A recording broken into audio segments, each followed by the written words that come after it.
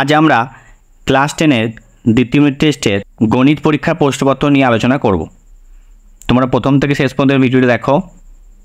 জীবনবিজ্ঞান এবং ভৌতবিজ্ঞানের সাজেশনের জন্য ডেসক্রিপশনে লিঙ্ক দেওয়া আছে, ওখান থেকে তোমরা দেখতে পারো। সঠিক উত্তরটি নির্বাচন করো। ax² + bx + c = 0 সমীকরণের বীজদ্বয় বাস্তব ও অসমান হলে নিরূপক হবে হচ্ছে > 0। 2 নাম্বার, পল্লবী 500 টাকা 9 মাসের জন্য এবং রাজিয়া 600 টাকা 5 মাসের জন্য একটি ব্যবসায় নিয়োজিত করে। লাভ্যাংশ তাদের মধ্যে বণ্টিত হবে যে অনুপাতে, তা হলো 3:2 অনুপাতে। 3 নাম্বার, যদি y সমানুপাতিক x² এবং y = 9 যখন x = 9 হয়, তবে y = 4 হলে x এর মান কত হবে? +- 6। 4 নাম্বার, ত্রিভুজ ABC ও ত্রিভুজ DEF এর AB/DE = BC/FD = AC/EF হলে কোণ B = কোণ D হবে। 5 নাম্বার, একটি নিরেট লম্ববৃত্তাকার শঙ্কুর উচ্চতা 15 সেন্টিমিটার এবং ভূমিতলের ব্যাসের দৈর্ঘ্য 16 সেন্টিমিটার হলে শঙ্কুর পার্শ্বতলের ক্ষেত্রফল কত হবে? 136 পাই।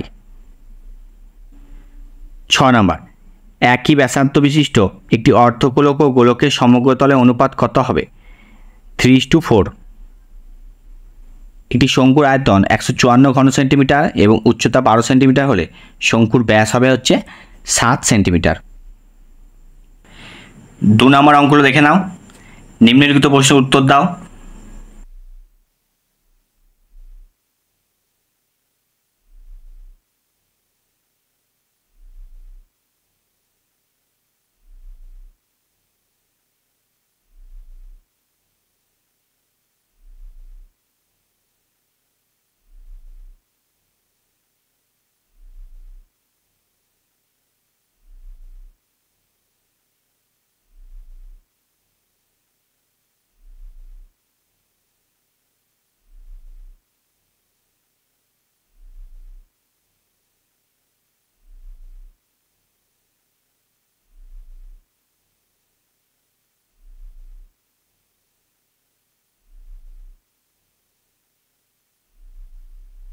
আজ এই পর্যন্তই, দেখা হচ্ছে পরবর্তী ভিডিওতে।